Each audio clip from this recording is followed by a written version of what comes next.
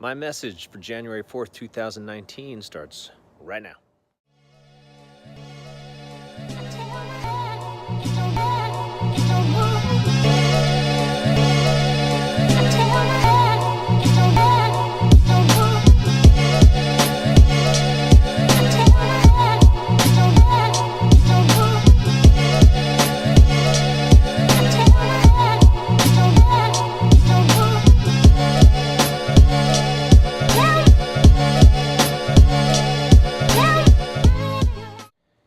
Got a few different parts to the vlog this week.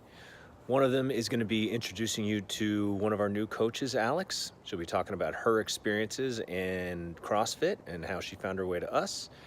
Also be throwing in a video on some adductor work, a video I did for someone that might help you if you're having some trouble in that area. I'm also going to be sharing a small piece about something that I talked about, the 10 modalities that I mentioned in the intro when most of you guys sat down with me for the first time. So hopefully this is beneficial, informative, and let me know if there's anything else that you guys want to be hearing about.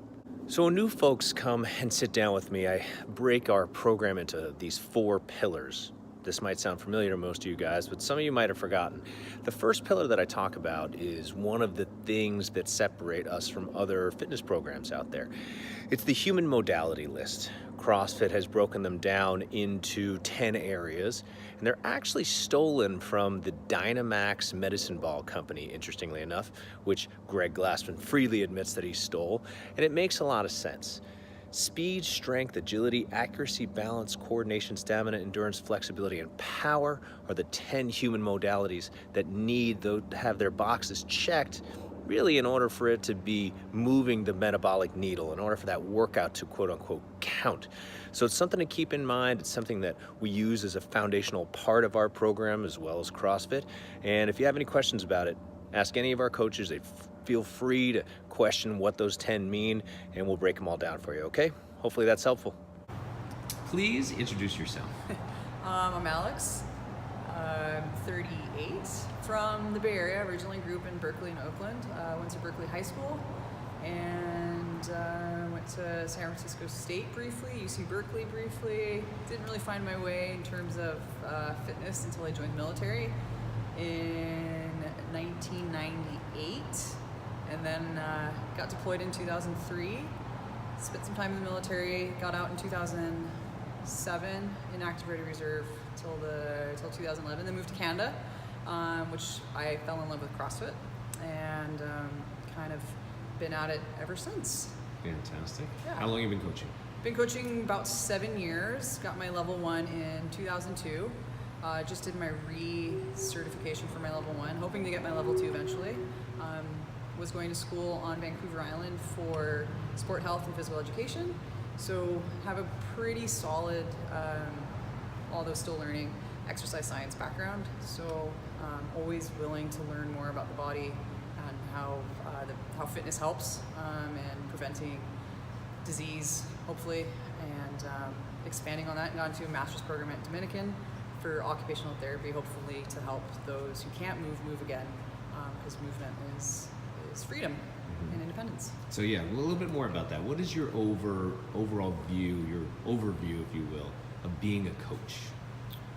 I think it's learning about people's movements, what they consider limitations, but maybe aren't limitations, but maybe more of just a barrier for that day, but being able to help them get over these barriers or these limitations they feel they have.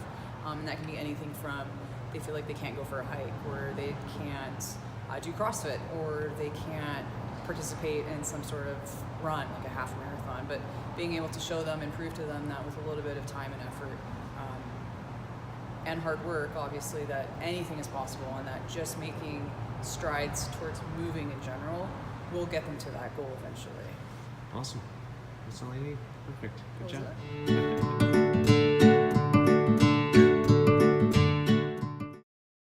Buddy, if you've got adductor or groin issues, or they're long and short muscles that attach that femur up into the pelvis in a number of different ways, and we're going to feel pain when we move our legs, sometimes in a forward motion, flexing at the hip. Sometimes when we're moving outside or inside, like getting in and out of a car, that'll cause pain.